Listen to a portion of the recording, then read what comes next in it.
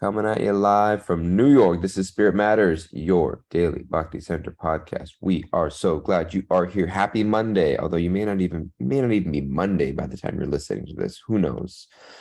But we are glad that you're here. This is your daily check-in. And how are we doing this morning? How you doing, Chita? It's Monday for us. We here We're here. got like a nice little picturesque snow dusting outside. We're here. Is it snow dusting outside? I haven't even looked It outside. snow dusted where I was. In Queens. Okay, well, Brooklyn and Queens are two totally different places, so we're It's not true. sure. Two totally different climates, but it's still pleasantly snow dusted where I am. Okay, pleasantly snow dusted. Okay, well, I'm glad that winter's coming, and tis the season. Tis the season. Okay, Krishna says, right, of winter, of seasons, I am miserable winter. Oh, no, I don't think that's how it goes. He's flower bearing spring. Okay. We're in the third chapter of the Gita, right? And where did we leave? I remember we left off. I remember our last episode was beautiful. That I remember. And I remember it was powerful and it was sweet. And you told a really powerful dream and you sang kirtan at the end of it, and we had our little reminders. And so I remember all this really sweet stuff, and it was powerful for me. But I don't remember where we left off in the Gita.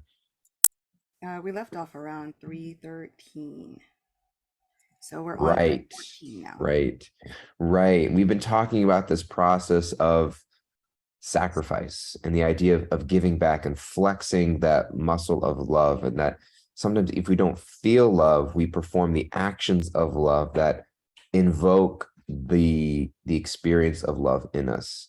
Because love isn't just a feeling, because feelings come and go. It's not that fleeting. And we don't just do love when we feel love, we do love in order to feel love. And so Krishna's talking about flexing that muscle of the soul, of giving back, of performing. The word used here is yagya, or sacrifice, because we're trying to redirect our loving propensity back towards Krishna. Um, oh goodness, this makes me get all cough inside. I'm trying. So that leaves us on verse 14. And specifically, they're talking about the idea of food as a sacrifice, the idea of this whole cycle of giving of food, of recognizing um, the gift of our sustenance, of everything that goes into where our food. Now we take it for granted, I think, because everything just comes from Whole Foods or the corner market, or you just, tomatoes just come from the grocery store, etc. But if you just dial back a couple hundred years into or even today in certain parts of the world outside of big cities, the idea of being intimately tied with the earth and the season and agricultural, and understanding the miracle of where food comes from, that it's not dependent on us, that there's the rain and there's the sun and there's the soil, and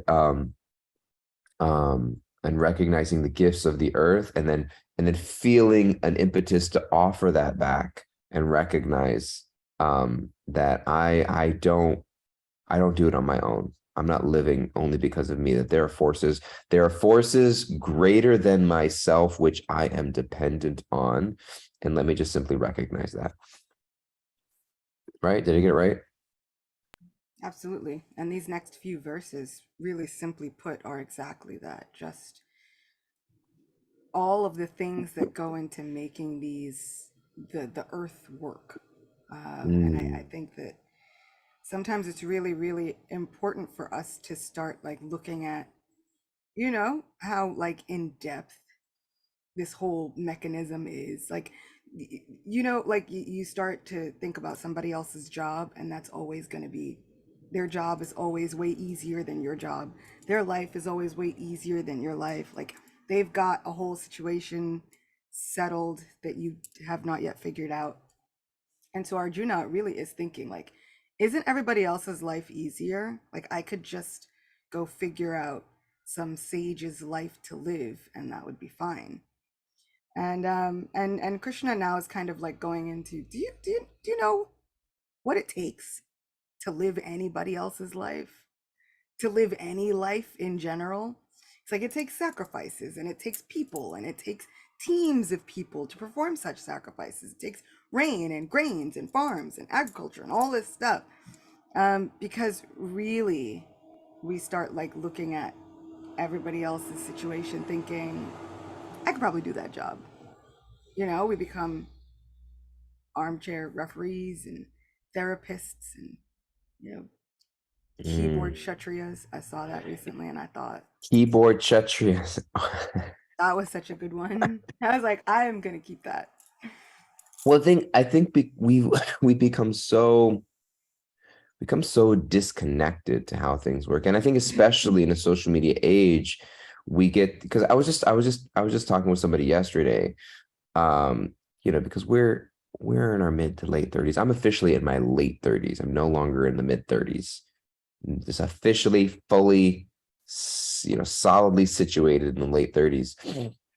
I was speaking with somebody else, and we both have younger siblings in their early to mid 20s. And there's a lot of people, I think, in that age group who are wondering what to do with their lives, and wondering, like, there's this kind of jadedness in a sense outside the normal. Okay, I'm going to go to school, I'm going to get a college, I'm going to get a career, and I'm going to get, people aren't creating and starting families at the same age as we would historically. People aren't starting careers at the same age. People are in their mid 20s and late 20s and early 30s, and either working part-time jobs or just jobs that they don't feel is their career. And there's nothing wrong with that, but it's just a contrast of historical, lifestyles to today. And we're wondering, like just like we were just thinking about why, and we were seeing how, I think because so many people see online today, they look, and life looks so, people online make life look so easy in a way. And it just looks like you can just have some alternate income by just getting a bunch of social media followers, or you can see everything there is to see in the world. And I think you start to take things for granted, and living your own life starts to become a little less exciting. And so I just think that what you were saying, this idea of just kind of taking taking for granted, how life really works, how life actually works, because we're just seeing this like facade of things. Um, and so, as you were saying, like Krishna's reminding Arjuna, like we lose touch with just like the magnitude of how just the earth works, right?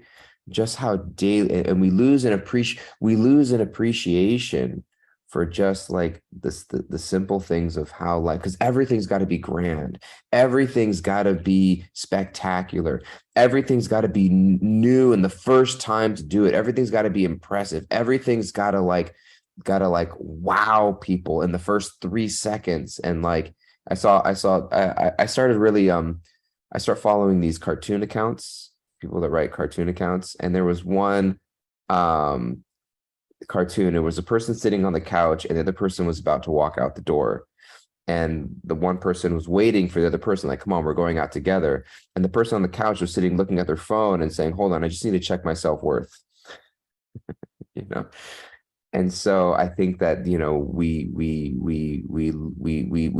we don't even understand the value of something unless it's shown to thousands of people and recognized as such. And so what part of what we're getting here in the Gita is just like going really back to basics and appreciating the mechanisms of life, how the rain works, how food is created, how the seasons are conducted, how, even it's not specifically mentioned in this section, but there will be sections later where just how the human body functions, and appreciating. And there was one time where, I'll end here. This was it was one, I don't know if they're still going on, but it was in 2006, maybe. It was a Black Lotus affair in Columbus. It was a celebration of Bhakti Tirtha Swami. And it was, I think it was either his birthday or the anniversary of his disappearance, but it was in 2006 in Columbus. And Ranat Swami was there, and they were having a big picnic in the park. And so he got out of the car and somebody was appreciating him and saying, your class or your kirtan today was amazing. And Ranaswamy just looked around and he just said, like, just honestly, almost as if he was just like talking to himself. He was like, everything is amazing, you know? And it was just like this, like, wow, like you can, if you really look at it, everything is amazing. And so I think this, oh, God. This section of the Gita is reminding us that everything is amazing when we really look down deep into it, not just the things that, because we only think things are amazing if they get a certain traction online or social media. But everything is amazing, and we can look out and we can appreciate that, and then we can give thanks. We can appreciate and allow that appreciation to flex that gratitude muscle, that love muscle, that service muscle through acts of giving back and paying it forward. And I think, well, actually, I'll read the verse at least. So Yes, I'll please read do that. 3:14. All living bodies subsist on food grains, which are produced from rains. Rains are produced by performance of yajna, sacrifice, and yajna is born of prescribed duties. 3:15. Regulated activities are prescribed in the Vedas, and the Vedas are directly manifested from the Supreme Personality of Godhead. Consequently, the all-pervading transcendence is eternally situated in acts of sacrifice. 16. My dear Arjuna, one who does not follow in human life the cycle of sacrifice thus established by the Vedas certainly leads a life full of sin. Living only for the satisfaction of the senses, such a person lives in vain. It's kind of interesting to see that kind of technically living sinfully is to live without a healthy respect for everything that's going on here. It's to kind of like rob something of its worth. And so my own takeaway was trying to remember the worth in maybe the things that I don't think there will be a price tag on. Right? Because we start racking up the worth, especially when the price tag is there. It's like, wow, that must be really, really valuable. But what about those moments that don't have that overt price tag? Do they no longer hold any worth? Are they not worth expressing? Are those moments not worth sharing? Mm, Do we even share things that just have a worth to us? Or are we mm, only sharing those things that can be curated with a monetary value? mm. Or if it's not shared, does that mean it has no value? Meaning, like, what I love the question you're asking is that what gives something value? Yeah, where are we What placing that value? where are we placing value? What causes us to appreciate something? And I think that what I'm hearing is that we so often look for the world to tell us what's of value, what's of importance, and we lose the ability to appreciate something regardless of whether or not it's shared or seen by others or has some sort of seemingly external material value. And learning to, it's hard, it's not easy, it's not easy. um And I think that that's what Krishna is even telling Arjuna. It's not going to be easy. No matter mm, which way you play it, it's going to be difficult. Living in this material world is going to be a little difficult. It's not supposed to be easy. And so Krishna's constantly reminding Arjuna, you're looking for the easy way out, and there is none. There mm, simply is none. You might think that that person just has an easier way. They just have a different set of responsibilities. But yeah. we can have a healthy respect for everybody's set of responsibilities.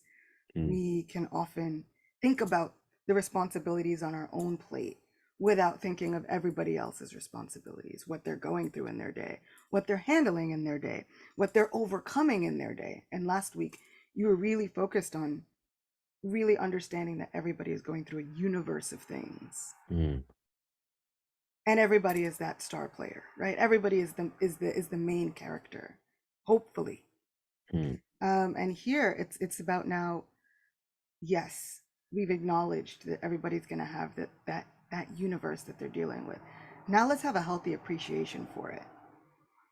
Just because someone might seemingly have it worse doesn't mean that that makes their struggle any less.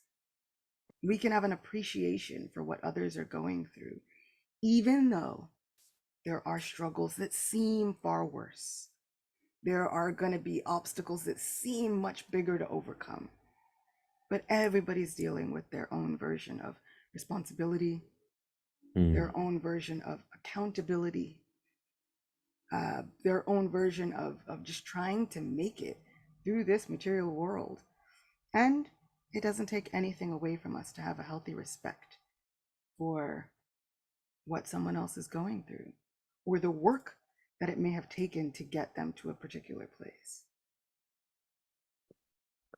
I one of the questions that was just here in the chat, our little Zoom chat, was what about when we know, capital KNOW, the value of something, but fewer other of those we share with agree or even try to depreciate value to match their idea or scale of value? And I think it's an interesting question because if we know, then in one sense it doesn't matter.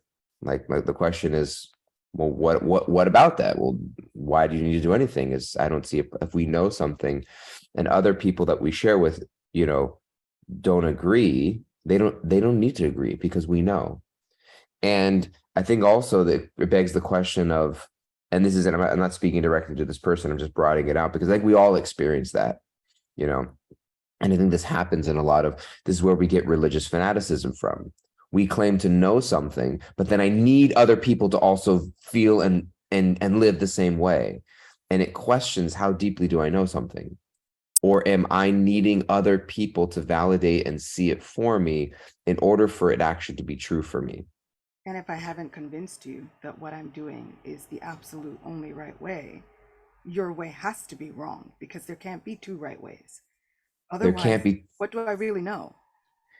there can't be two right ways. And if I can't convince you of this, then it means that there's that then it causes me to doubt my own path and what I'm doing. And so I double down and you have to be wrong. And so, and I also think that it's so interesting about how, where we choose to spend our, who we choose to spend our time with, rather than trying to convince people who don't see life the way we do to see it the way we do. Do I at least, am I appreciating the people in my life who do share life the way I do? Maybe I have the wrong conception of who my people are, right? And I think that it is really, really, really important, especially at this point, thinking about who we gel with and who we do not. Um, that's why it is so important, and it's considered an offense to preach in-depth glories of Sri Krishna to the faithless. You're wasting your time and theirs. At a certain point, why are we trying so hard to convince others instead of simply really leaning into living those realizations? Mm, Sometimes the best way to convince somebody is just to be you, mhm. live your life. Because you might have all of the best arguments, but as my mom likes to say, a person convinced against their will is of the same opinion still. Mm, You might be completely convincing and you still have no control over this other person. And so a lot of it does come down to a little bit of control. I have to control this situation because this is all that I feel like I've got. And if mm, nothing is in my control, then what am I doing here? Right. That's the crux of it. This life is kind of about surrender. But yeah. the more we try to control it, the more we still feel like but it's slipping out of my hands. It's going to. This is Arjuna's entire lesson. He can't control it. He has to simply live knowing that he has followed Krishna's instructions to the utmost best of his ability. And even still, it might not have been perfect. All he can do is follow those instructions to the best of his ability. And that's a pure devotee. So, what to speak of us? Sometimes the best right thing we can do is to follow the examples to the best of our ability. I was listening to this is a little while ago. I was listening to an interview with a very popular environmental activist, and they were asked the question like, "Do you ever get like do you think the work you're doing is making a difference?" And like, do you ever get discouraged? And you know, sometimes when you have a cause, like some sort of activist cause, and you're trying to make a difference, and then you really look at like what you're going up against, and it's just as like, ugh. And so they said, like, how do you navigate or manage that? And she said something so beautiful. She actually quoted the Gita on this section of the Gita and previous in chapter 2. And she was saying how she was saying the Gita because she was of Indian origin. And she said that uh the Gita teaches us that you have a right to perform your action, your duty, what is yours in this life, but you're not entitled to the results. And so often we judge the success of our endeavors by the results, but actually the success is in doing the right thing simply because it's the right thing for me to do. And I think it's a really important thing because what's the right thing for me to do may not necessarily be the right thing for someone else to do.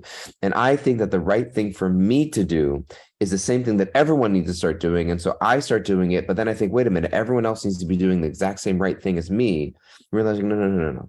They're on their path. What's right for them may be totally different than what's right for you. And Krishna's going to say that later on in this very chapter, because the goal isn't to achieve a certain result externally.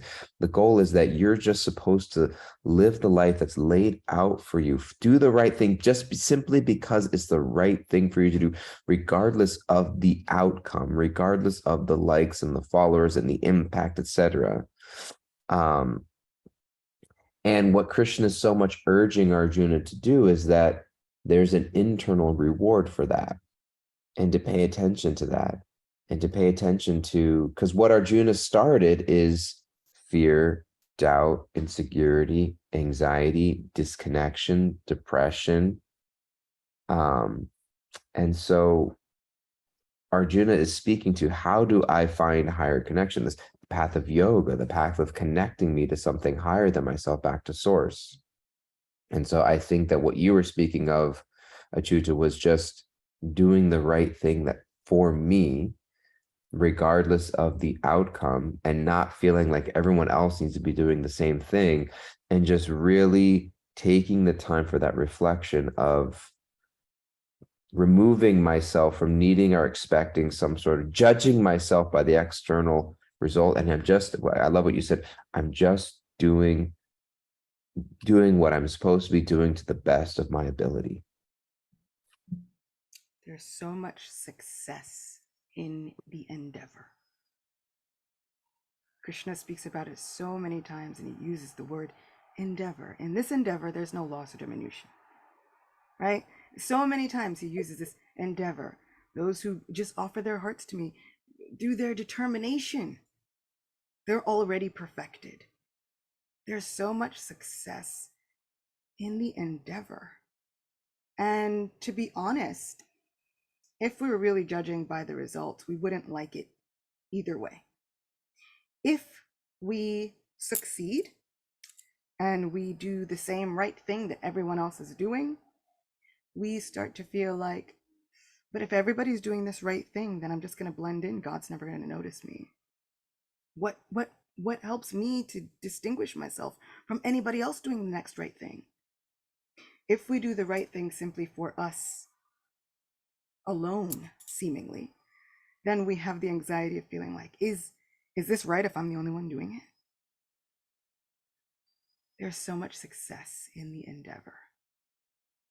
because judging by the results, we will never be happy. There is always some flaw. If everybody's doing it, then there's too many people doing it. There's nobody doing it, then there's not enough people doing it. When do we ever realize that, yeah, if one person is doing it, it might be enough, even if that one person's just us? We've spoken about it so many times, like Ayurveda. Ayurveda is so nuanced because everybody can say, you know what, you should just swap out everything and just use coconut oil, which works until somebody's allergic to coconut. Then what? Cause of death, coconut oil. It's like cause of death following Ayurveda. Now what? Like, now what? You know, we have to really look at our entire spiritual constitution, our emotional constitution, not simply one facet. Well, a whole bunch of people over there were doing this and it's working, so that's what I should just be pigeonholing myself into. Yes, take elements, but don't forget to check in. Don't forget to start asking yourself, wait a second, how does this feel okay? Or do I feel like I'm having some sort of spiritual allergic reaction? And if we are, we should be able to tend to that guilt-free. Guilt-free and coconut-free. I got a lot of questions, things I want to follow up with, but it's going to be tomorrow. Tomorrow, I want to get personal, follow up some questions for you, Achyuta, on this regard and what it's looked like for you in your life.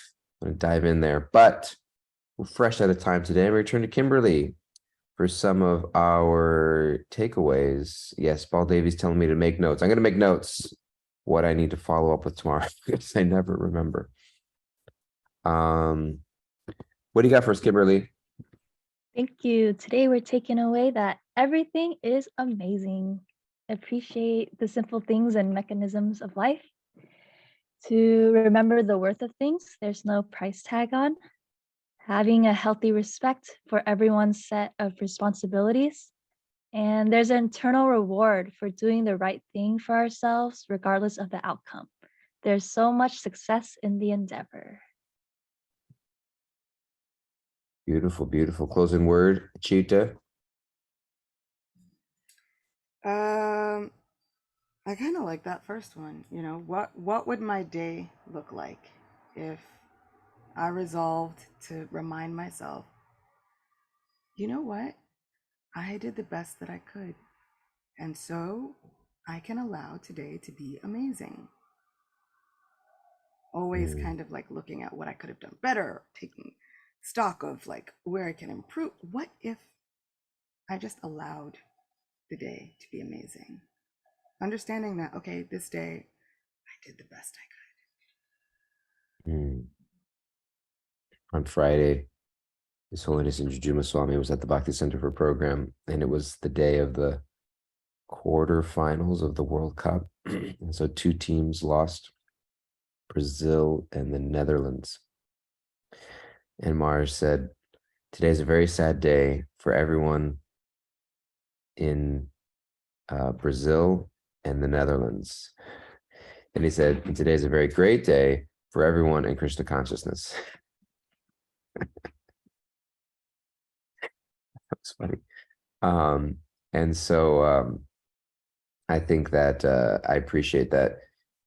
How can today be, because if I'm looking at it from the platform of those results, then life is that roller coaster. Life definitely is that roller coaster. And so how can I learn to appreciate, I'm so not good at this, known endeavors of something and appreciating that without needing something to be validated externally. So I appreciate that a lot. And thank you, Achyuta, for bringing those realizations home to us. Thank you, all of you who are listening out there. We love you. We appreciate you. We're glad that you're with us. Kishore is going to be out all this week because he is taking a break this week. But we'll look forward to seeing you the following week, and we'll keep keeping it real with you. So please be well, please take care, and we will see you next time. Bye-bye, everybody.